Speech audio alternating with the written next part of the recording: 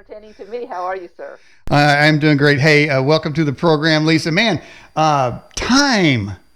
It seems so subjective these days, and everyone has a different view of time. So tonight, Lisa, we want to talk to you about your book, All the Time in the World. Let's just start by introducing yourself, and we'll get in and talk about your book.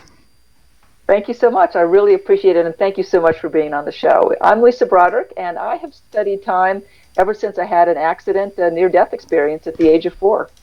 And, a classic experience where there wasn't a white light, but I was able to be aware of things that I wouldn't normally be aware of in terms of I was unconscious, but I knew what was happening around me. I fell through a plate glass window in northern Arizona near the Grand Canyon and bled out at the scene. But anyway, I came back and now I was a little girl and full of life, but I realized I had a superpower, and that was I had a special relationship with time. So fast forward 50 years, I've studied a lot about it. Quantum mechanics has become much more known and in the fore, and I've studied ancient spiritual, mystical traditions and realized that time is not what we think. And my book, All the Time in the World, is sort of the sum total of my research on that, which explains what time is, the science, what it isn't, and how we might be able to control it for ourselves. So you said you had a near-death experience? That's right. So did you leave your body? Yes, I did. And where did you go? Well, I was above it. So I was a childhood death averted, which some mystical cultures, consider as a thing. I didn't really know that at the time. And so having fallen through a plate glass window, I was impaled on a plate glass window, which I fell through after I was jumping on a bed that rolled away in the White Mountains in Arizona. Yes, I did just say that.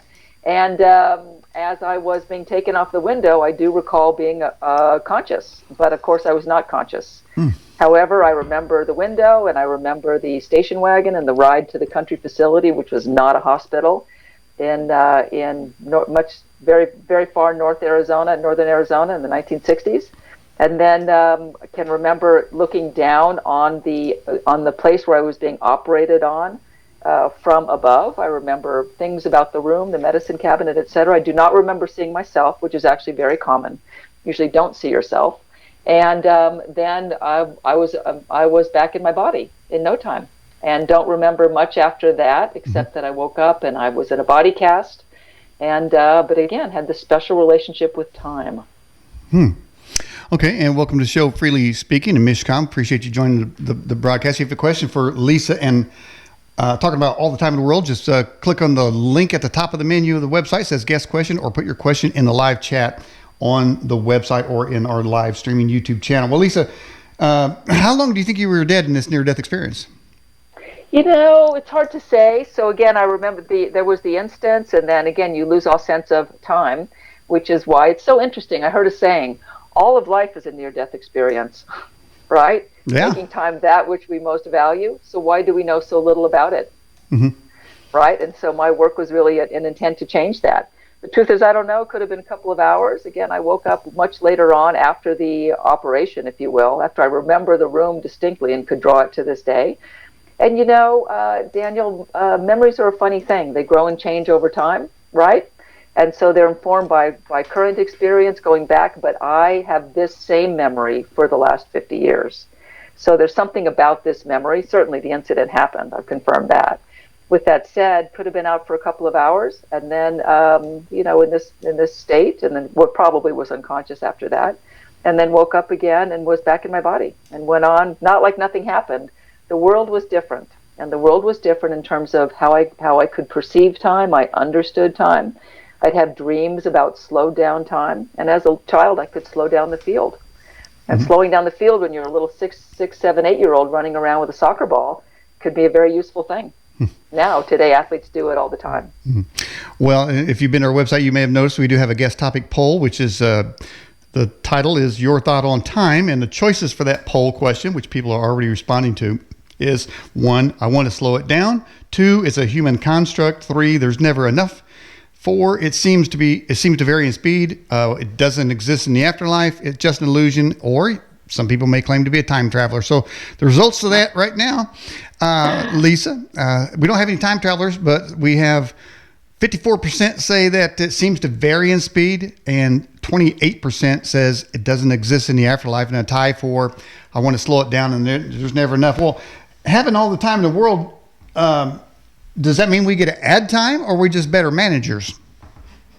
Well, and so this is how I came upon my formula. And in studying time, if you will, going forward from that experience as a little girl and my own many, many, many experiences, in particular of slowed down time, it's easy to experience speeded up time, right? Because that happens. We're in a project and we look up and suddenly hours have passed.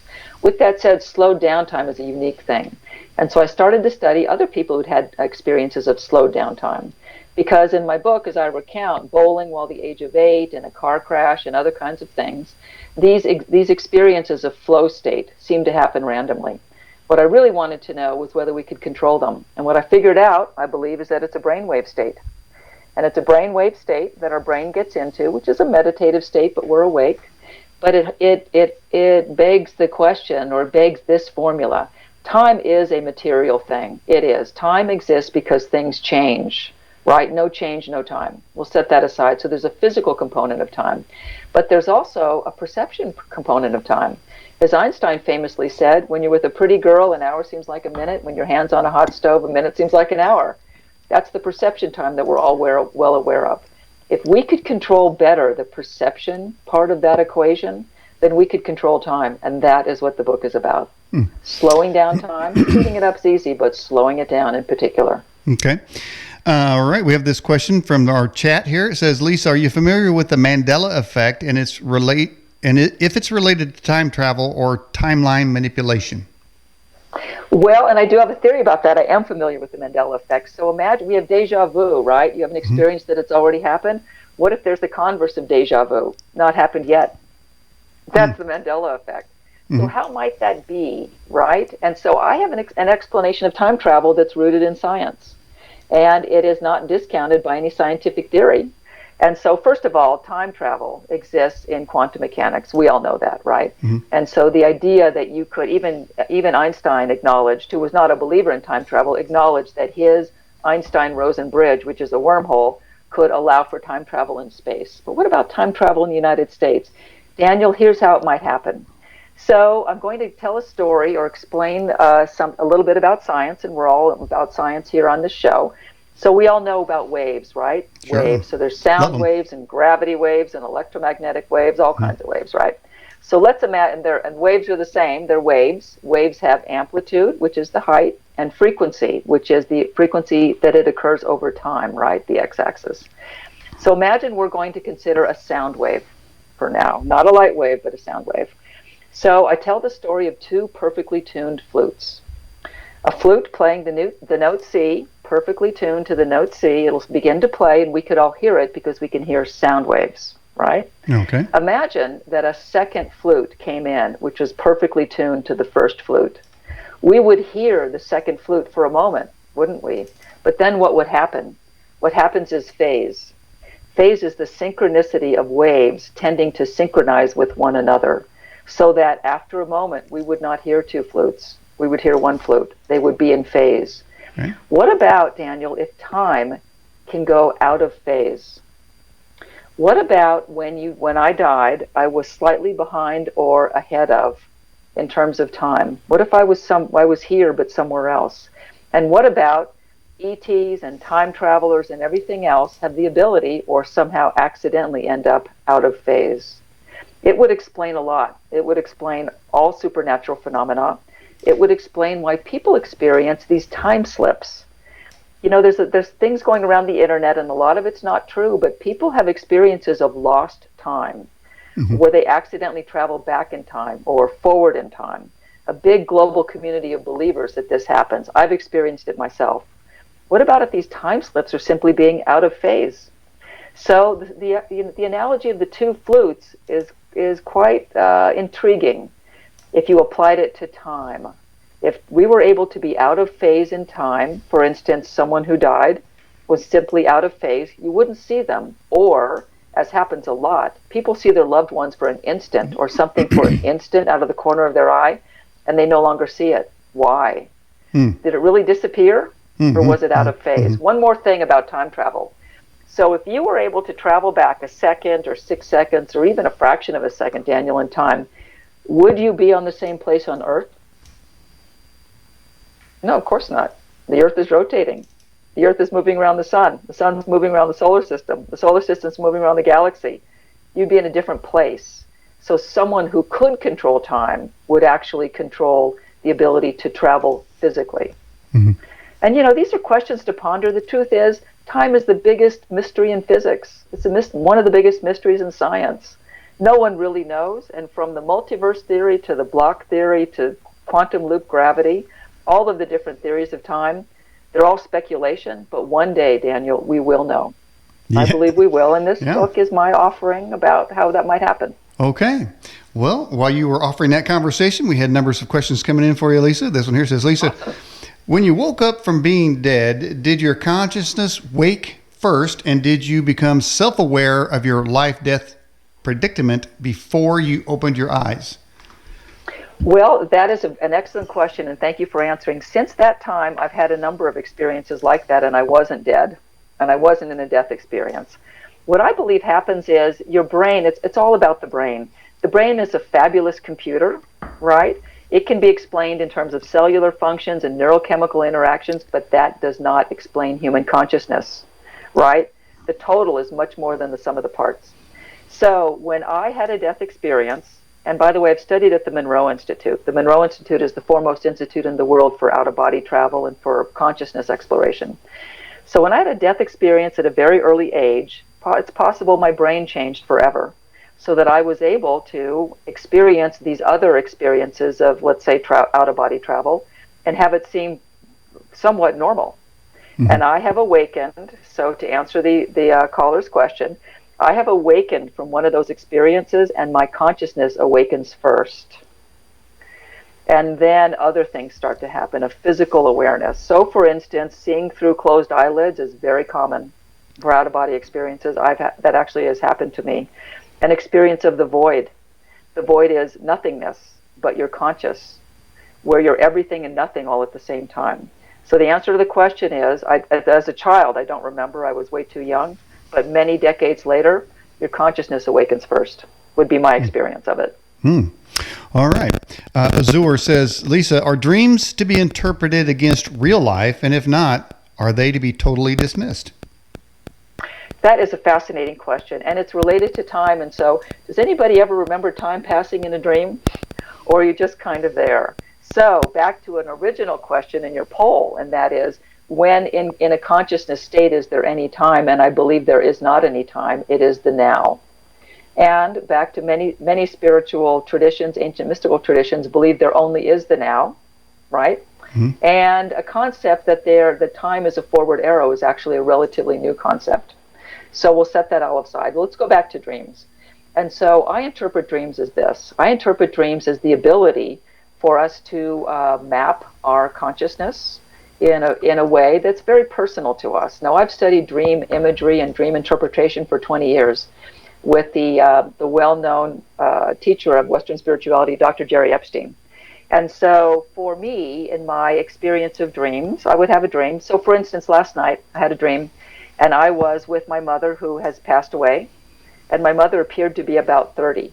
Now, if anybody has studied near-death experiences or out-of-body experiences or experiences where they experience people who have died, most people appear to about 30. So I thought that was quite interesting. And also I was lucid in my dream, which is something that I have learned over time, and anybody can learn to be lucid. Lucid in your dream is where you know you're dreaming. So you're in a dream and you know that you're dreaming, mm-hmm. meaning you can control the dream. It's really, really wonderfully powerful. So I'm in my dream. I know that I'm dreaming. I'm with my mother, who has died, and my sister, as she appears now. And I reach into the refrigerator and I pull out some spices which appear to be there. And I look inside, and they're very old. I don't know how they got there. It was my refrigerator. And there was a worm in there. And I didn't know if it was dead or alive. And so I took it out of the cabinet and I set it down in the garden, and the worm turned into a black snake and slithered away. Now that's some symbolism, right? I don't Sure. happen to think snakes are bad. My dad was an amateur herpetologist, so I happen to like snakes. But that's clearly a dream of the unconscious, the subconscious, if you will. And so if I were going to interpret that dream, I would look up symbolism for snakes. I would consider what a black snake considered was for me. A spice is the spice of life. It's not something that you live on. It wasn't food. And my mother and sister being there, someone who is from my present and from my past, right, and someone who has crossed over, I would interpret that dream to be quite mystical. And again, I don't really know the symbolism. I haven't had a chance to think about it. I had a very busy day. But if I were to interpret that, I would be able to interpret that for my life going forward. Mm-hmm. Things I'm either worried about, things I'm aspirational about. There are dreams, there are prophetic dreams, which happen frequently for people, and there are dreams of the void. There are dreams of things we can't even know about.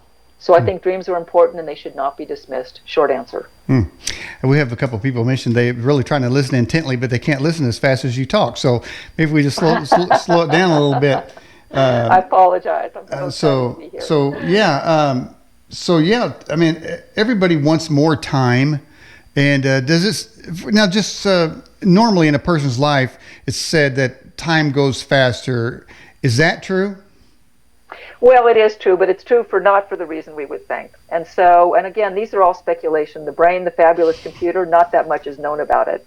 But as children, our brains are very agile. They're developing. And the brains, this is the theory, the brains take a lot of pictures. They have a lot of memories, right? And they store the memories. And so if each memory were a card in a deck and you were to thumb through the deck, it would take a long time to go through it. That's your childhood. But later on, as an adult, your brain takes fewer pictures. It has fewer memories. The deck is thinner. So it takes less time to thumb through the deck, right, if you were shuffling the deck. That is why the theory is that time appears to pass more quickly as you age. As your brain, quite frankly, sorry, Daniel, becomes a little more feeble. Whoa. And, whoa, I know it does. That's the theory. I'm not saying I agree with it. Me too. I've been in this body 50-something years, so my brain's not what it was when I was 6. But my card deck might be a little short these days because I'm taking fewer pictures. And the theory is that's why time seems to us to travel more quickly, pass more quickly when we age rather than when we are a child. Okay. All right. We have this question here. Lisa says, Monday always seems to go by faster than Friday. Does it have to do with God slowing down time at the end of the week? I think it has to do with you slowing down time at the end of the week. And so here's the thing, back to the card deck. If we take a lot of pictures of things, we're going to perceive that time passes more slowly. So imagine you're staring at something. You're staring at a clock face, and the clock face is moving. Time would appear to be moving very slowly. If you are busy throughout your day and simply going through tasks, and you take one picture in the morning and one picture in the evening, it's going to go very quickly. So that I would say that's the difference between Monday and Friday. And back to the fact that one aspect of time is, one way to think about it, time is our experience of moving around, things moving around and us moving around. A lot of movement, right? Right. If there's a lot of movement, then time appears to pass quickly. If there's very little movement, then time appears to pass slowly. And so that may be the difference between Monday and Friday. All right. And more questions are coming in for us. By the way, Max Fulgham, welcome to the program. Freely Speaking says, Lisa, does time have a definite form, a typology? And that's a great question. It is a great question. Some people say that time has moods and it's alive. I've spoken with firemen who would say that an element in our world, fire, has moods and it's alive. The answer is we don't know. Time is maybe. Well, I've thought about this. So imagine you're looking at water fall from a faucet, and you see it as a stream of water, but really it is 6 trillion, billion, quadrillion molecules bumping into each other in a violent way, the water molecules, right? Mm-hmm. What if each one of those molecules is us? Or what if each one of those molecules is our world or a thought? And the truth is, we don't have the perspective. You talk about dimensions. Dimensions are the ability to measure something. Time is measured as a dimension, right? A fourth dimension. But the truth is, we may not be able to measure things finely enough to really know what time is, and to know what time is in all these other experiences. Mm-hmm. Mm-hmm. That would be my sense of it. Mm-hmm. So that makes time something, it's not unknowable, but it's certainly something we don't know a lot about yet. Alrighty, and we got this from Bear, who gives us the Bear Report every week of very good happenings in the news. It says, does time have a beginning and an end? Some people believe it does. Okay, so you have the Big Bang, right? Out of nothingness, out of a single molecule comes everything, and then everything emanates out from there. There's certainly a lot of scientific data to suggest that the universe is expanding right out from a single point. If that's true, then there would have a beginning and an end. Thinking about that, though, I wrap my head around a lot of things, and wrapping my head around that is a little more challenging because there's a timelessness to existence. So out of body and in the void, there is no time. Does it all suddenly cease to exist? Yeah, where's it go? I would say, where does it go?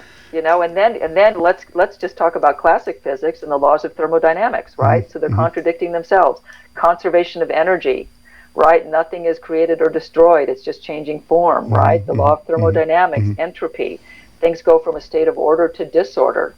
It's all a puzzle. And I personally do not believe that time has a beginning and an end. Mm-hmm. I believe it's something different. Although matter, as it moves out from a single point in the Big Bang Theory, may. Hmm. Well, one of my favorite movies is Stephen King's The Langoliers. You ever seen it? I have not. Oh, you got to watch that because in that movie, a plane it went through some electrical storm, and what happened was it got trapped between the previous moment and the moment ahead, and they had to land. And they landed. There weren't any people there. There was an airport. It all looked like an airport. And then they noticed that the matches wouldn't match, and the Coke didn't have any fizz. And then it was really a great show. But towards the end, what happens is he kind of describes what happens to time is there are these things called the Langoliers. They eat the time so that the next time can appear. So these Langoliers are eating everything. They're getting ready to eat they're getting ready to eat the plane, man, and I'll run into the plane trying to get out of here because they will be eaten by time itself. So, I don't think we want to be trapped in that kind of time scenario. That is fascinating. But I would say that's back to phase, Daniel, right? And so phase, they were out of phase. Yeah, definitely something's out of phase over there. Now, if you could add time, and as you say, you had all the time in the world, what would you do with all the time in the world, Lisa? Well, I feel like I have all the time in the world, Daniel, and I'll tell you why. And that is when you've had an experience where you're here and not here, and so people would call it out of body or mystical or certainly a death experience. And this has been well studied by the Monroe Institute, by the way, Virginia Beach, Virginia, Robert Monroe. And so you have a different relationship with time and also what I would call scarce resources. And so when I think about time, the reason people want to know what time it is because they want to know what to do now. Mm-hmm. And if you didn't care about or had a different relationship with the urgency of what to do now, then you would in fact have all the time in the world. Mm-hmm. So I have changed my relationship with time so that I do actually have all the time in the world. Coming up to this broadcast, I'll tell you, we are having a winter storm emergency. I'm in Lake Tahoe. We're about to get a ton of snow, right? I had someone here because I had an appliance break and needed to get supplies and all kinds of other things. And so the fear that all of that would not happen would cause me to have less than all the time in the world. In fact, just the opposite. Mm-hmm. But I approached it as something I call the quantum ballet. The quantum ballet is with quantum mechanics and the quantum field. Imagine the quantum mechanics field is actually our world around us, and I want what I want, and you want what you want, and we're in a ballet, right? We're on a stage, so that I may not get everything I want, but my fear that I won't get what I want is going to cause chaos. It's going to cause me to bump into each other and not be in a fluid ballet.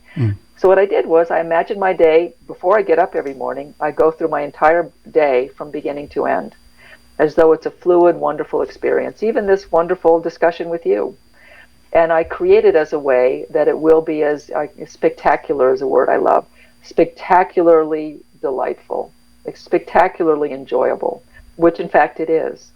And even though my day didn't turn out how I wanted, the winter storm and the car and the snow and the appliance, there's still a timelessness to it, where if I don't descend into fear, I actually do have all the time in the world. And that is a precept of the book.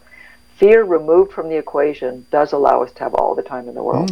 Okay, I would agree to that somewhat. Does anybody really know what time it is? I love that. In fact, I started many interviews with that. The answer is no, and does anybody care? Well, no, and here's why. Well, I was going to ask, it looks to me like you put time in a bottle right there. Time, exactly. Well, I wanted to have wonderful imagery where people could imagine. Again, back to time is something that rules our life to the greatest extent. Besides gravity, time is the number one force in our world that we experience the most, rules our lives the greatest, and we know the least about. Mm-hmm. And so to help people get their relationship with time, I actually say in the book, when we master time, we master ourselves. There's a lot to be said about that. Mm-hmm. Well, you said the time has no beginning, no end, but for somebody it did end because the group, the Guess Who's, had a song about it called "No Time," and so it sounds to me like they could have used some more time. But we've always used that phrase. There's no time. Is there time? Is there time even when we say there's no time? Is there time? Well, the no time is a projection, and so that is very key to the book. A lot of what I use in the book is imagination, projection, imagery, experiencing things ahead of time, and I do it for this reason. When you think about time in the world and our lives within the world of quantum mechanics, so you have a tiny world of quantum mechanics so small that could never be seen. In fact, it's mathematically modeled.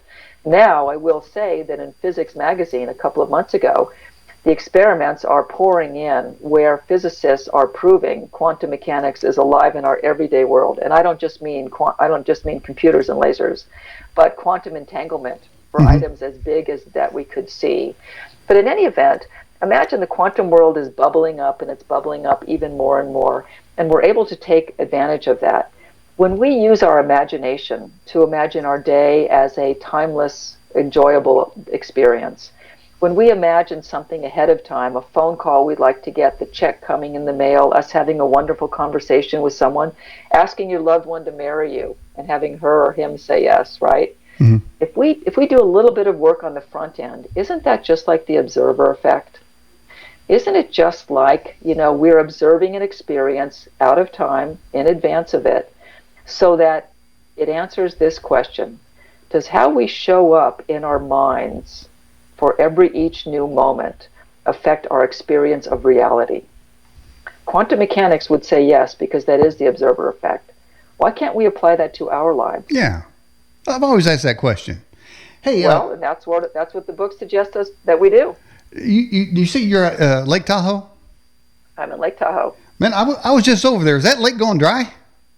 It does not appear to be going dry. Okay. It's all right. pretty deep and pretty. Now that Lake Havasu's had a bit of a problem, but Lake Tahoe seems to be okay. All right. Seemed like it was low. All right. I got this question here from Southern Boy. It says, it looks like it's a Bible quote here. In the Bible, Methuselah is said to live 969 years. Did we have a different time clock back then, or was it a physiological thing? And so imagine this. Here's a theory of time, which takes time over millennia. 40,000 years ago, to the extent we know anything that happened 40,000 years ago, man, as it existed at the time in whatever form, perceived time to be chaotic. Events occurred randomly, we didn't really know. Then, as we combined into social groups, time became cyclical, right? The cycles of the season, the day and the night. That's how we perceive time. In Enlightenment, with science separating itself from spirituality, from religion, as a result of the church, we perceive time to be a forward arrow, always pointing forward, where the tip is the future and the tail is the past, and we're right in the middle somewhere. Right. The truth is that the nature of time, over time, it could be any of the above. And so I think that when you hear stories going back that far, why couldn't it be that there have been many civilizations such as ours? Why couldn't it be that some of the wisdom and some of the things you read about in the Bible, the giants, right? The Elohim, all kinds of unexplained things, why couldn't it be that they're either stories from a past civilization or actual events which occurred in a past civilization brought forward, or artifacts of that civilization which we recorded in our present time, because time actually is cyclical. And there have been many, many incarnations. How old is the Earth, Daniel? Right? Pretty old. And it's as old as time itself. Well, and so we're the only incarnation of sentient beings who've gotten this far. I would think that if you were to say something that was crazy, I would think that's crazy. That we're the only civilization on Earth ever, just the first, and we're just spontaneously here, and we're the only civilization in the entire universe that's sentient. Both of those seem a little crazy to me. Yeah. Which suggests that a lot of the stories in the Bible may actually be rooted in fact, stylized in a way, so they're handed down from, as we say, lip to ear, where we tell stories which become more and more embellished over time, but maybe rooted in fact. Yeah. So I did a Google search on time in the Bible, and there are several time references to times. For here we have up on the screen here, Daniel 2:21 says he, or that being God, changes times and seasons. Of course, and it says he sets up kings and removes them, and he gives wisdom to the wise and knowledge to those who have understanding. So right there it says that God changes time. Then in Isaiah, it looks like it says, this is interesting here. It says, behold, I will bring the shadow of degrees, which has gone down from the sundial 10 degrees backwards. Right there is negative 40 minutes. There, God actually moved the clock back. You talk about adding time. So 10 degrees is approximately 40 minutes. And it looks like on this one here in Joshua, it said the sun stood still and the moon. There, I would say, and it said it lasted the whole day. It looks like God added 24 hours. So it seems like he can change time. And according to the scripture, he said, and here's another one where it says he added 15 years to somebody's life. So he's reversed time, he's added years, and he's stopped time. So it seems that God seems to be kind of self-declared in charge of time. Well, or a little better at time, manipulating time than we are. For sure, right? And so what I would say, so imagine that we are not the only life form in the universe, and there was another visitor. They would have to have a pretty good hold on time and how it works in order to even get here, right? The speed of light is the universe's speed limit, and it's not very fast when you're talking about crossing great distances. It would not surprise me that a supreme being, right, God, would be the controller of time and control time and be able to do things far more in advance than we're able to do. That may not be the case, as we go forward into the future. We're discovering new things every day. We may be able to get better at controlling time, which is what my book hopes to begin to explain. All right. Many more questions coming in for you. This is from Red Rose says, if energy can't be created or destroyed, how can there be a Big Bang? Yeah, that is a paradox, isn't it? There are a lot of paradoxes in science. Here's another one. The formulas, the equations that run the universe run just as well forward and backward as backward in time. So you could run them with going backward in time or running forward in time, and they still govern the universe, which means time is not what we think, right? And these paradoxes continue to exist. Why is it that the quantum world is everywhere? We can't see it, and science says it doesn't govern our everyday big world of asteroids and cars and radio shows. I don't know, but one day we will. Okay. And we have this question here. What do you think about people who are victims of alien abductions that seem to have missing time? Well, as I explained before, these time slips, right? Time slips, very common. I will say that when I have had experiences in which I didn't seem to be in my body, right? Time does not pass as normal. And I could have been away for what I thought was traveling the universe for 3 hours and it's a moment. And I could have been away for what I thought was a moment and it was 3 hours. So, back to alien abductions and all of that. I'm not sure about the abduction, but I do believe that something having to do with time manipulation would explain why, if there are visitors from another planet here, we don't see them, because they're much better at manipulating time than we are. Yeah. Which means they would be able to manipulate time and affect time for a human being who's not very good at manipulating time yet. That's what I would say about that. Okay, let's go ahead and take a look at our poll, see if we've moved any numbers here. And on the guest topic poll of your thought on time, we have, well, still at the top of the list is time seems to vary in speed, doesn't exist in the afterlife, and tied for I want it to slow down. So some people want it to slow down. Others have said it's never enough time.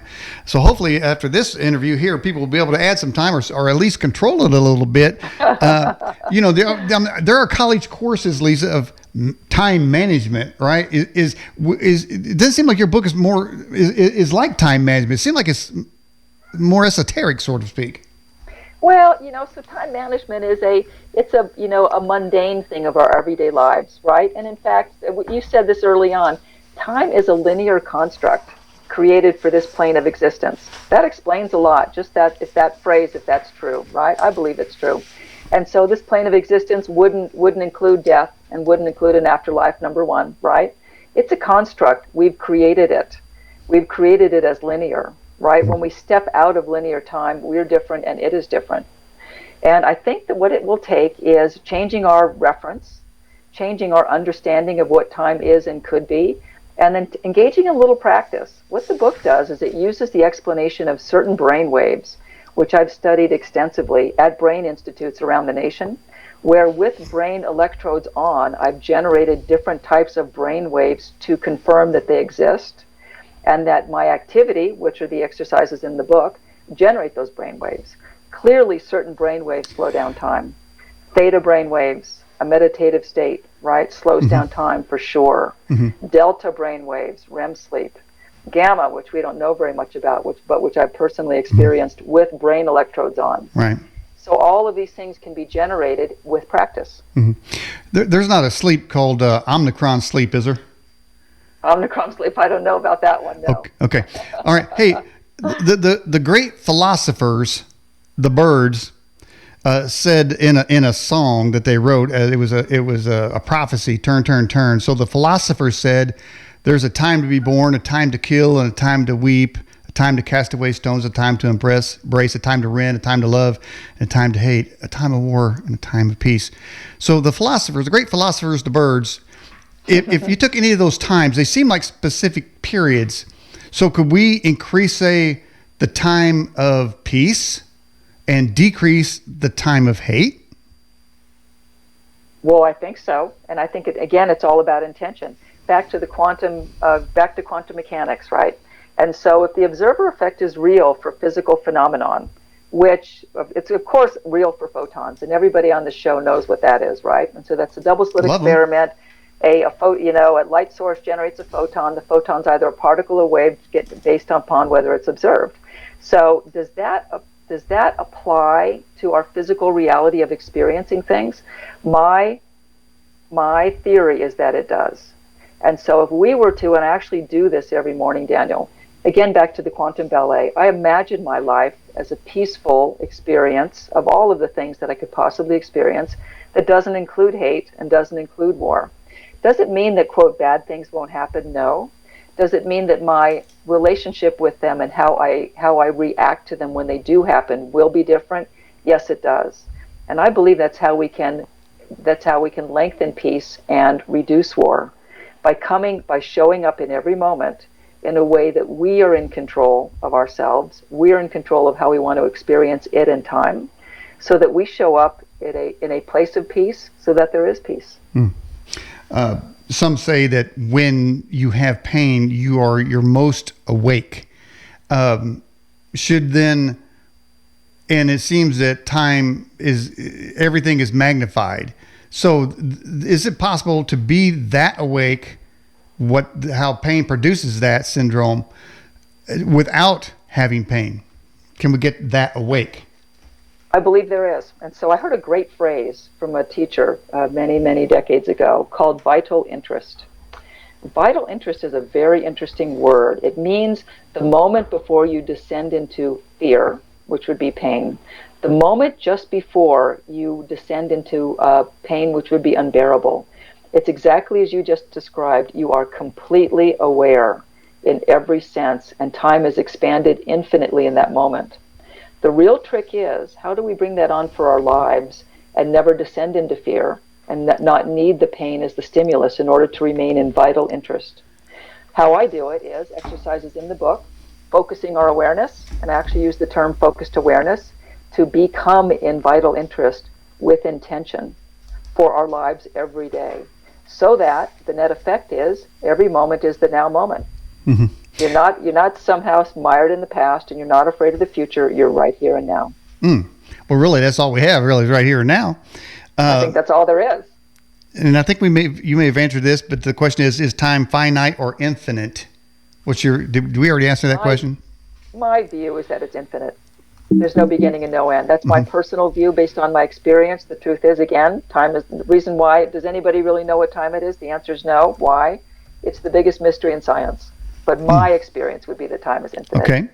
Is time quantitative or quantitative? Did I say that right? Quantitative or qualitative? Correct. Nice job. That's what I wanted to say. So we do measure time as a quantity, right? We measure time with ticks in a clock and all kinds of things and atomic clocks. But the truth is that measurement of time is simply because something is moving. If the clock weren't moving, there wouldn't be any time on the clock. If nothing were moving, there would be no time. Mm-hmm. So time does have a quantitative aspect, but I believe it has a qualitative aspect as well. And that's our perception. The qualitative aspect is how we perceive things. When you are focusing on something to the exclusion of everything else, when you're holding your newborn for the first time, when you have a magical kiss, your first kiss, or it was just magical for some reason, there's a qualitative aspect to it.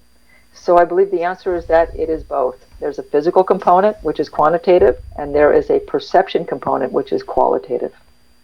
Okay. All right. Smoke C says, Lisa, what does it mean when you feel your being or spirit leaving your body and you can't seem to control it?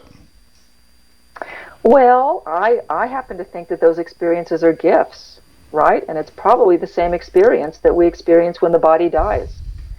And I tell a story in the book, and it's a very personal story, and that was my mother at the end of her life. She knew that she was going to die. She had lung cancer, and we were at home. And she was very clinically minded. She was an economist by training. And I said to her, Mom, I think when you die, you don't go anywhere. She knew I'd been working on this book. This was only a couple years ago. And she said, yeah, well, and I said, when you die, and we had a pretty good idea that she would die that night. She did. And so it was the end of her life, and she was quite ill. And so I said, Mom, so when you do die, why don't you see whether you can do something? And I said, I think electricity is the easiest thing to manipulate. And the reason I say that, Daniel, is I've had many experiences with electricity. Touching a light bulb and it shatters when I'm in a particular state, right? Things go on and off. And not in a way that's scary, but in a way that got my attention. So she said, oh, I don't know. And I said, well, if it's not true, then nothing happens. But if it is true, do something to let us know you're still here. So she died at 2 a.m. that next morning, overnight. And we were together with her in her home. And I was with her in her bedroom. My sister, and my brother, who's a physician, and his wife were out in the living room. And then about 2 hours later, we didn't call the coroner. There was no real reason to. We knew that this was going to happen. And about 2 hours later, around 4 a.m., I got an overwhelming sense that something was going to happen. And I'm pretty intuitive. So I got my sister up off the floor. We've been sleeping on the floor, and moved into the living room. At that moment, the radio next to her bed went on, full blast. Now, my brother had been there for a couple of days, and he said that radio's never gone on. It's not on a timer. So, number one, the radio goes on. The television resets itself. It tries to go on, which my sister-in-law saw. So the radio and the television, two electrical things, right? So we're a little rattled, but we're okay. And then we wake up in the morning, and things happen, and they take her away. And we drive to my brother's property, which is about 100 miles away. And we're sitting there, and we're thinking about life, and he gets a phone call. And the phone call is from the Medi-Alert people, because my mother had a pendant for emergencies. And they said, where is your mother? And my brother said, my mother has died. And she said, well, someone is depressing her pendant. And he said, well, it's next to her bed, and it is next to her bed, and the house is locked. So that what had happened was, could we really explain that? My brother, who was a physician, had his worldview changed a little bit about where we go when we die, and maybe for a while we don't go anywhere. Wow. Well, I'll tell you what, though. I was talking to the wife, and I said, "Hey, where do you want to go to eat?" All of a sudden, the television came on, and Google started saying, "Here's some suggestions."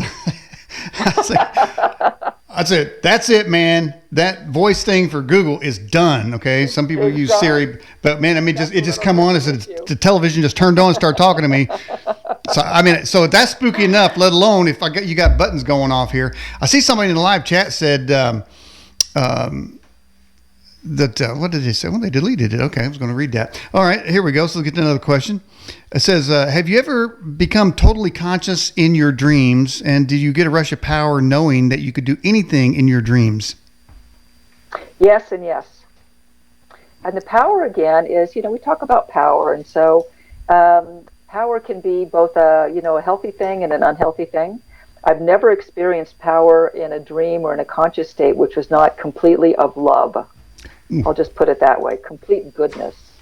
So yes, I was infinitely powerful in a way that I was infinitely loved and loving. Now, time can be a curse too as well, and that is most certainly demonstrated in probably several Twilight Zone episodes, but one in particular was the one that talked about time, and I think the title of it was Time Enough at Last with Burgess Meredith. Are you familiar with that show? I'd have to think back the original. Yeah, that's original. Basically, there had been a nuclear war, and this librarian went to the library vault. He went in there to get a book, and the door accidentally shut. Then the world blew itself up, and then when he came out, the city was blown up, and because he was safe because of that thing. And then he's looking around, and there's nobody there. Everybody's gone, and then he goes, "Wow, I finally got enough time to read all the books I want." And then, like your book here, Time Enough to Read. He had time enough to read. Finally, that's all he wanted his whole life. Time enough to read. So nobody could bother him. Nobody could disturb him. He could read every book, and he was looking at the books because the books were blown out of the library. He's like, I want to read this one. I want to read that one. I want to read this one. He was so excited, and he reached for a book, and his glasses fell off, and they broke, and he couldn't see. So I would have guessed actually that he was probably dead in that dream. So he actually died and had his wish. Well, that wasn't his dream. Yeah. That wasn't his dream. It turned out to be a nightmare. So he went to. So he had all the time now that he ever wanted. Unfortunately, he couldn't read. So so he's all alone with no books to read. All right. So here we go. That's the way Twilight Zone is. Okay. Rose says, Lisa, who invented time? Well, so, I happen to be my personal beliefs are that we are not alone, and there's a supreme creator being, which is all loving. And so if that's true, and there's a wonderful phrase I heard to explain that, which is kind of a paradox, and that is, we're in a dream being dreamed by the ultimate dreamer. Isn't that a beautiful way to think about it? So, there's an ultimate dreamer, and we're part of that ultimate dreamer's dream. And we're dreaming in that ultimate dreamer's dream. We're all part of it, but there is an ultimate dreamer. Well, the question was asked earlier, is there a beginning, is there an end? And then this question here was, who created it? And there is another verse in the Bible about time, really the final speaking on that. And then looks like it's Revelation 10:6, and it says, that God sware by him that liveth forever and ever, who created heaven and all the things that are therein, and the earth and the things that are therein, in the sea and the things that are therein, that there should be time no longer. So it seems that God has a finality, that there will be an end of time. But I think, now that goes kind of one of the things in our poll question, is time a human construct? Because it seems that when you look at the Supreme Being, God obviously operates outside of time. So there must be, because you talk about science, the only logical, when you crank it down, well, who invented this? Who invented, where did the aliens come from? Where did the Big Bang come from? Where did the material for the Big Bang come from? Who initiated the Big Bang? And these kinds, if you keep going back, you've got to come up, you've got to say, well, somebody made the stuff of the Big Bang. So there's got to be something. And the only scientific logical answer is there's something, someone, some creator being that is beyond the scope of time and space. And so right there, he says that there will be a time when time is no more. And I guess in that case there, we can all throw our Fitbits away, our wristwatches, our cell phones, and we won't need to check the time every second. All right. And that sounds like heaven to me, Lisa. All right. Let's get to this question here. Now, This is a question. It says you appear to be fascinated with time. Does it bother you when people waste time? So it is. No, it doesn't, because everyone can lead their life in their best, most possible fashion that they would like to. But I will comment though, and that is the book was still being written while the pandemic was beginning and going into it. And so I lived in New York for many years. I consider myself a New Yorker. Being busy was a badge of honor, right? How busy you were meant you were important, as though every minute were $100 and you wouldn't waste even one of them, and you're just busy, busy, busy. Boom, then everything stops. What happened? People are burned out, bummed out, overwhelmed, hopeless, and helpless. Why? They lost their relationship to time. They lost the meaning in their life due to time. And so what does kind of make me sad is that people are so defined by their schedules that they lose a sense of what life could really be about, because they're so highly scheduled and they miss the point of living. That makes me sad. So if you were to suggest to somebody 3 things they can do on a daily basis to, let's see, how's your book put it, to have all the time in the world, what 3 things could a person do tomorrow to increase their time or their experience of time? Well, I know them because I do them every day for the last many decades. Number 1, at the end of the day, there are many ancient mystical traditions, and separating day from night in a form of prayer or a form of meditation or something is very common, right? So you live your daytime, and then before you go into the evening, you do something special. I happen to be a meditator. So in my evening meditation, which is a form of prayer and is prayer, but is also meditation, and the practice is in my book, I pick something in my day that didn't go well or that I'm afraid won't happen the way I want it to. So imagine I really need a check to come, and the check didn't come today. And so in my evening meditation, I use something in the book called reversing, which is a practice in the book, where I focus on that experience and I live it to its extreme, ridiculous degree, and then I reverse it so that it doesn't happen that way in my own guided meditation. I reverse the ending of something bad that happened, right? And the reason I do that is it removes the fear that it won't happen. So again, what this book is about it answers the question, or considers the question, does how we show up in every moment affect our experience of that moment? So what I've just done is I've removed my fear that the check won't come, or the baby won't be born, or my loved one won't say yes when I ask him or her to marry him, whatever. That's number 1. Number 2, between the hours of 3 a.m. and 5 a.m. in the morning, I know it's early, I do some other work, which is also in the book, which is I create a future experience. I pick an experience up to 6, and I live them as though they've already happened. So imagine you're auditioning for a television show, you're auditioning for a part, and you really want to be selected. You want to get a grant, you want to get the job, you want the house to be available. I pick an experience and I create it as though it's already happened. And very often it's the experience I was afraid wouldn't happen in my evening meditation. So let's say I'm afraid I won't get the job I really want. At 6 o'clock in the evening, I reverse the experience that I didn't get the job, and I did get the job in this guided meditation, which is in the book. Between 3 and 5 a.m., I live an experience where I already have the job. And then before I get up in the morning, I create my entire day from beginning to end. Before I've opened my eyes and I've realized that I'm awake, but before I do anything, before I turn the lights on or do anything else, I live my entire day. And so today I lived the day of doing some things, and I wanted to work out. I had a proposal to write. I'm here with you on this experience, on this wonderful show. I'm going to go to dinner. Live my entire day as though I'm a movie watching the screen all the way through from beginning to end, and then I close my eyes in this guided meditation and I rest for a moment, and then I get up and live my day. If someone does those 3 things, all of which are in the book, you will have all the time in the world. You will have removed fear. You will have shown up in the next moment the way you want to show up. You will have slowed down time so you can live the day on your terms, and truly you will have mastered time. Okay. Well, those are some good tips right there. Let's get some more questions. By the way, it just dawned on me while you were speaking, because there's so many euphemisms about time. Well, that was a waste of time. But it seems that let's just say you went for that job interview and you didn't get it. Okay. And you would say, well, that was a waste of time. Well, you never really know, because that interview could have polished you up of how you presented yourself, how you presented your resume, who you met there. They may yet, even after you're denied, may go back and see your resume and reverse that. But so what I'm saying, and that's just the job type of thing. So isn't it really that there's really, when you do something, it's really not a waste of time, because something is always happening. It's kind of like the pebble in the lake. There are waves that are being created and movements that are being made and things that are changing people, places, and times because you moved. Isn't that correct? So isn't there no such thing really as a waste of time?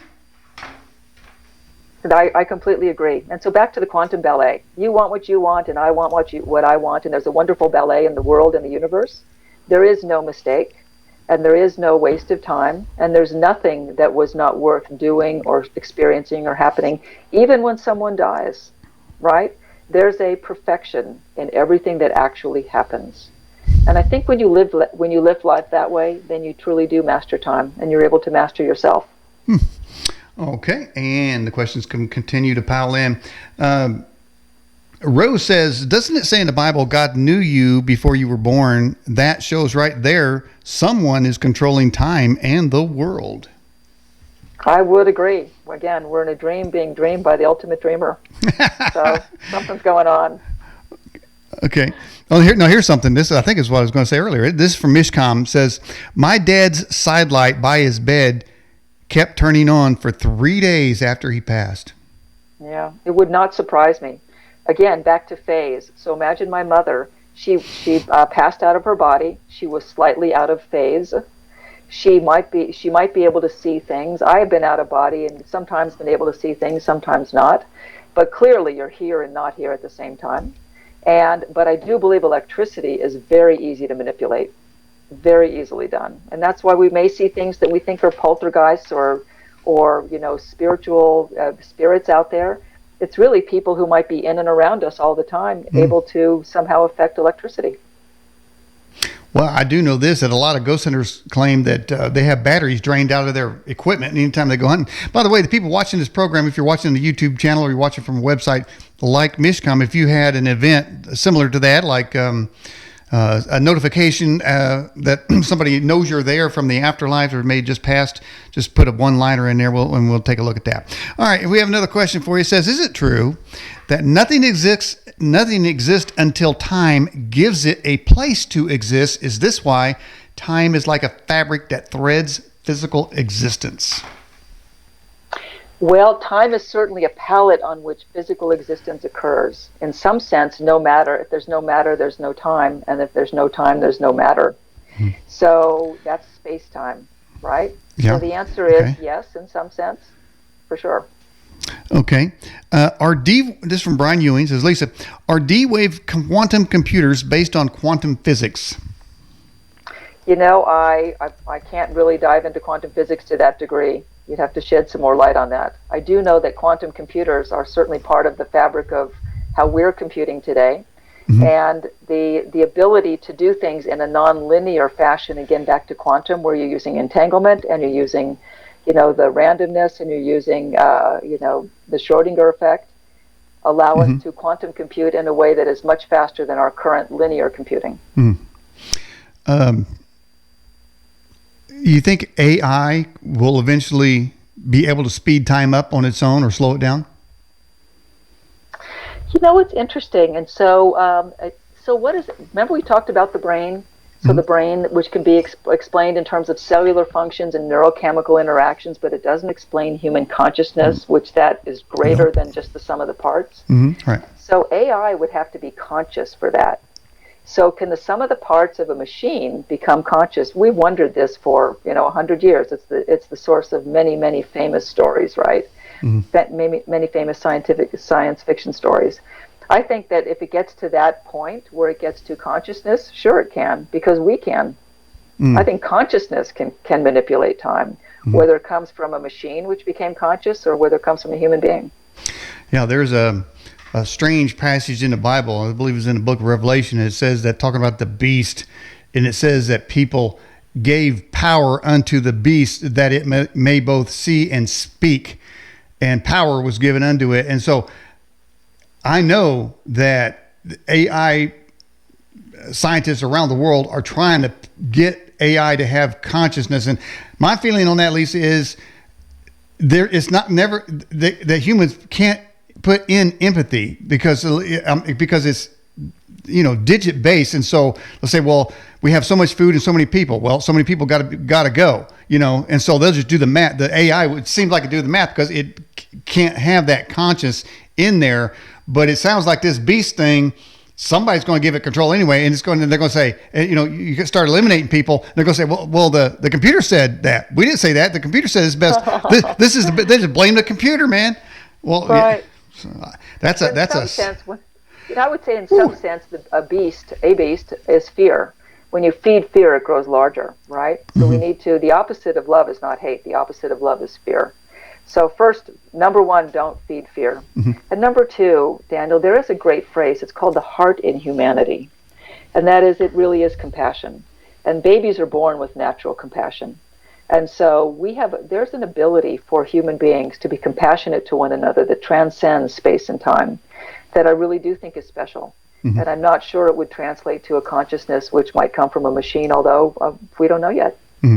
Which is really why I like a part of our program. And see, our show actually starts at 8. It's like there's an intro, and then there's something we call the Bear Report, and then the ranting points from me, and then we get to the guest part at 8:30. But the Bear Report in particular is because those reports are from basically good headlines of people doing good things, which goes to your point about being compassionate. Really, you could call it the compassionate broadcast at that point, because just stories of people giving and helping, and it's really uplifting. And when that happens, you forget about, when you start hearing good positive stories, you really start forgetting about time. So that's good time thing right there. Then you hear, the stock market just crashed and your 401k just vaporized. Then the fear comes in, and time, like you just said, goes the other way. So we've got to mediate that. We got to accentuate the positive and then lessen the negative, like the story, the bare necessities. That's right. That's some wisdom. He was a prophet. The bear. Back to the three things you could do, right? You can reverse that which is negative. You can create that which is a positive, wonderful experience, right? And you can live your day as though it's all actually already happened. That's how you can do that. Okay. Max says, Lisa, have you heard of making a dream body from constant conscious dreaming that is as physical as your flesh body, so while you sleep, you can be about your daily business? Well, that sounds fantastic. No, I really haven't. And I've had a lot of experiences with those types of things.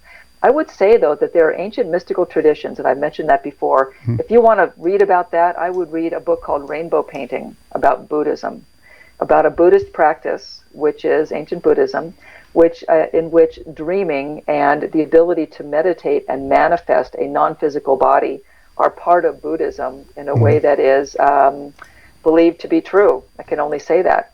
And so if anything is close to that, it would be called rainbow painting out of Buddhism. Well, that's about the only type of rainbow I could stand right there. There's a nice question. It says, was there ever a time when time never existed? I don't think, again, it's a personal belief, with time being the biggest mystery in science, right, in physics today. I do not believe there's a beginning or an end to time. And here's an experience in that is I've had many experiences of the void. The void is where I am, it's an out-of-body type experience, but there's nothing, although I am conscious. So imagine there's nothingness, and I'm not afraid. One is not afraid, I'm not afraid. And I know other people have had this experience as well. And so there's nothingness, and nothingness is the same as everythingness, right? So it's, in a sense, it's a God experience. Now, there wasn't someone there with me, but it was truly a timelessness, which I believe is at the heart of consciousness and what we think of as God. So if that's true, then time would not have a beginning or an end. Well, they're running another paradox right there. If an atheist dies, will he even know that he's dead? I don't know about that. Maybe back to phase. And, I do, there is there's something I say to people who are very skeptical, and I think to myself, or maybe even say every now and then, the moment after you take your last breath, you're going to be very surprised. Well, we got some shows coming up about life after breath. As a matter of fact, that's synchronicity. All right, what Smoke says? What would happen to our perception of time if we simply ignored all forms of timekeeping and clock watching? Let me check my watch too, by the way. I got to see what time it is. Okay, go ahead. Well, I practically speaking do that, and I use the word practically speaking. It's going back in time, right, and wondering about stories. There's a story that one reason why clocks were invented in Europe was so that trains wouldn't run into each other. Now, if that's true, that is a really practical application of a clock. So I would see clocks have a practical application. With that said, the more we can remove that and simply rely on the practicality of it for just the basics that we need in life, if you do need to be somewhere, mostly I completely remove time from the equation. And I go through my life again like the quantum ballet. It's a wonderful dance. I'm in through my day. I did have to be here, and I did have my friend Andy, the handyman, left 1 minute before this show. With that said, everything happened in perfect timing. So I'm looking. I'm doing some ancestry checking. See where my great lineage comes from. See what kind of kings and presidents is in my lineage.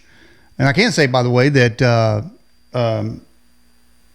I have a relative that connects me way down the line with Ann Dunham, which is Obama's mother. So I did find that out. But as I'm looking at the lineage, and I see this person here, this date, and this date, and this date, I said, they died. But when you look at the graph, it's like, man, these people dying all the time, and I kind of get this internal feeling thinking, I better get on it, man, because I'm going to be on that. I'm going to be in that tree. Somebody's going to be looking me up, So I got things I got to do. I need more time, Lisa. I got all kind of stuff I got to do before I get in that tree. Well, then practice the three things. Reverse what's negative in the evening in a prayer or in a meditation between the hours of 6 and 8 p.m.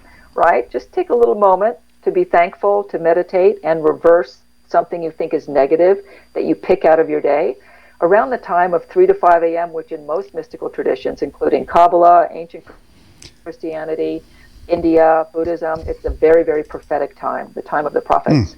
So if you can wake yourself up, do not turn the lights on, but simply go through one of the meditations. And by the way, a guided meditation for doing that is on my website under bonuses. So how download that website. So how is it that witches own a particular hour? There's the witching hour. How come they get a whole hour? How do they get to make that claim? I think that's just a phrase. I will say though that things do pass differently at night. Things do happen differently at night. There's a different sense, and so it is. I would say one reason is back to brain chemistry. Your brain during the day is fighting the saber-toothed tiger of your life, right? And so back to our ancient past, and that is you have your fear. You have fears during the day. You have concerns. You have anxieties. You have pressures. You're up against it. Once you dream for a little bit and you're asleep for about 3 to 3.5 hours, that's the general thought at the Monroe Institute, who studies sleeping and dreaming all the time. About 3 hours. So you go to bed at 10 and it's 1 or 2 in the morning, or you go to bed at midnight and it's 3 a.m. Your brain is different. And in Buddhism, they call this the time of the void, the dreams of the void. Between 3 and 5 a.m., 5 or 6 when you wake up is a very special time because I believe it has to do with brain chemistry. And so it may not be the time of the witches, but it can be the time of the prophets, where you can have wonderful prophetic dreams. You can create things you want for your life, and you can have mystical experiences. Ooh, but let me ask something though. Chapter 8 of your book says trauma, reverse the past. Does that affect time? Well, and so the reason I talk about that is, first of all, remember the exercise I just gave, which is around, in the evening. Pick something that you want to reverse. It's exactly the exercise on which this chapter is based. But in quantum mechanics, right, it has been proven that the present can affect the past and the future can affect the present. These are principles of quantum mechanics. So scientifically speaking, for the very tiny world of quantum, right, it is true that the present could affect the past. You could go back literally and change the past in the present. For us, in our practical sense, I think the best we can do, is go back and change how we feel about it, right? Mm-hmm. If you needed to change the past, you would go back and change something that happened, how you feel about it, for this very practical reason. Because how you show up in the next moment will be different. Again, back to the central question of the book. Does how we show up in the moment in our minds affect our experience of life and in particular time? Mm-hmm. And so if we can do those two things, we can actually use the present to affect the past. We mentioned earlier in the broadcast the prophets, the birds talking about time. There's a time for a lot of different things, but then there's the prophetess. There's a prophetess out there, Carly Simon, and in her song, or her utterings, anticipation. She said anticipation was making her late. So does she not have good time management there? Can anticipation actually cause us to be late? I would think anticipation would slow down time, right? Remember, the rate of time we experience depends on what we focus on and how we focus. If I'm anticipating something by staring at a clock face and watching the second hand move, time would move very slowly. Mm-hmm. So I think the song lyrics were great, but I wouldn't agree with her conclusion. So I had a near-death experience in my rough and rowdy past youth, riding a motorcycle down an alley about 30 miles an hour, hit gravel. I'm going sideways. I'm about ready to crash, and who knows what would happen. As I'm almost hitting the ground, time seemed to stand still. Yes. Sort of like Rush when they say time stands still. Was it possible that my mind could freeze time in a situation like that, in a crisis situation? I believe so. And so what I have in the book are, the book has real life stories of people who've experienced this. I have personally. And so there's something that appears to happen in the brain when someone is in a state of danger who does not descend into fear. They're different. Fear speeds up time. The brain on danger, I believe, puts you in a flow state that slows down time.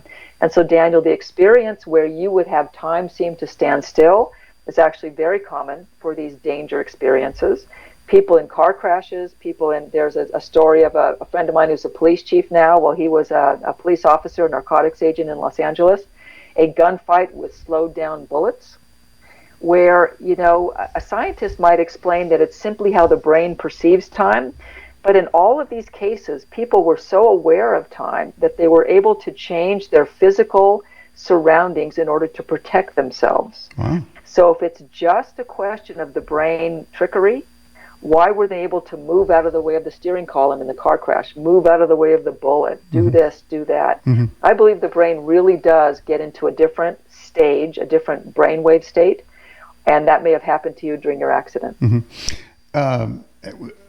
Been doing this program since 2004, thousands of interviews, had numbers of people with near-death experiences, and a common thread that I've heard over the years is that when people have a near-death experience, many of them say that their life flashed before them or their life was played before them.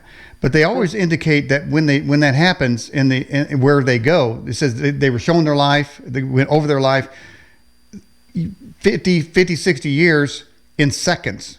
Is that, and they saw the whole life. So isn't that showing that time is completely different on the other side? Well, completely different on the other side, or completely different positive, completely different period. And so here's some theories of time. Do we live in a block universe where everything exists all at once? That, what you just described, would be a block universe. So remember, one of my favorite movies is Interstellar, Michael McConaughey, right? And so he's trapped behind the bookcase. Why? Because it's a block universe. Every moment is a moment in time. That's also loop quantum gravity, which I happen to really subscribe to as a theory of time. So do we live in a block universe where everything exists all in one moment and it's just a block of time and you can move them around? Mm-hmm. Is there a chronology protection where you couldn't go back and kill your own grandfather, right? Because then you wouldn't exist. Or is there a multiverse where every moment births a new timeline going forward in parallel, but all slightly different? These are all valid theories of time. The truth is, we don't know if time branches with every moment. We don't know if time exists as a block and it's all at once, right? There are an infinite number of possibilities. What we can know is we can know our experience of time so that we can better control it for ourselves, to do what you just said, slow down time, live your life the way you'd like to live it on your terms, experience the good and the bad, know that whatever happens in time is happening in a sense of perfection. Mm-hmm. And there are those that claim that we are where we are, that, and as one of the writers said earlier, the Bible says it in the scripture that before you were born, God knew you as if you already existed. So, and in that context, people have suggested that we are inserted into this time. You and I are inserted into this time at this point. We weren't inserted 1930, 1890, 1760. So they suggest that people are inserted at the time that, and I don't know, some people suggest that we selected up there where we're discussing with God before we're born where we want to go, or that he, being infinite wisdom, saying, I need you, this is where the time for you. What do you think about that? Well, and so there's a very famous book, Tucker's book, on the past lives of children and their past lives, right? So a child who was born today but has all the memories of Joe DiMaggio, or a famous baseball player, or someone back in historical period that they could not have known about because they're 4 years old and they can't read yet. And so that's the insertion theory, that somehow we're inserted, and maybe some sort of memory erasure happens where we don't remember a prior life, or maybe we do. But there is something, there's an infiniteness to human experience. Again, back to my experiences of the void, it really causes me to let go of a fear that nothingness means death. I think that nothingness means closer to God. In some sense, right? These experiences where it may not be what we think it might be in terms of a heaven, but that consciousness is truly eternal and infinite, and we become part of it. Yeah, I was referring back to my ancestry excavation, shall I say.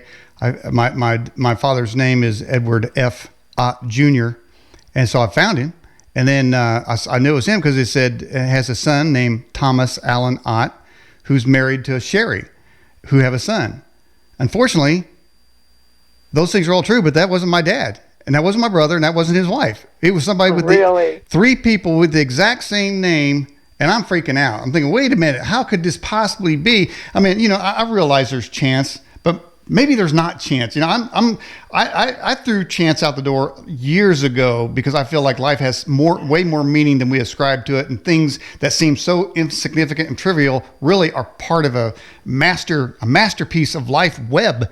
And so, when I saw that, I was sort of taken aback. I would say. So are you familiar with the twin experiments going back to the 60s, the 50s and 60s? No. So identical twins separated ended up choosing spouses with the same names, naming their children the same, having the same experiences, separated, never met one another, but they were followed as part of an experiment. So there is something to all of that. That may be, the theory in quantum mechanics that consciousness is non-local. So consciousness is not emanating out of you or me. Consciousness is everywhere. In some sense, an inanimate object has consciousness. So let's say a rock has consciousness because a rock can grow and decay. It can accrete dirt and it can decay dirt, right? It can vibrate too. It can vibrate too. Yeah, it can vibrate too based on heat. So a plant has all the consciousness of a mineral or a rock, but it can seek food and digest food, right? Plants have feelings too. If you build out a plant, you would know that. Animals can do everything rocks and plants can do, and they definitely have feelings, right? Humans have all of that. And humans can do one thing which seems to be unique, but we're not sure yet. Humans have a consciousness which allows them to seek to become. So my cat Al can't really choose to be the best cat in the world. I don't think. Maybe he could. But you can seek to be the best cosmic cowboy there ever was. And I can seek to be the best person. So there seems to be a difference, but in some sense, Daniel, it's all consciousness. Okay, well, we're getting near the end of the broadcast. There's a couple quick questions here. Is it possible to regress in time to re-experience everything that's happened in a particular time and space in your life? Well, actually, I cover that in my book, and that's reversing, where to go back in time. Let's say someone had a very traumatic event. They were abandoned as a child. They got lost as a child. Very many traumatic events like mine happen before the age of 7. But let's say something happens for someone, and it's holding them back. And I tell two stories. One story was of a young man who was a bartender who served a drink to someone, and she drove away and died. and another was of a girl who was abused as a child.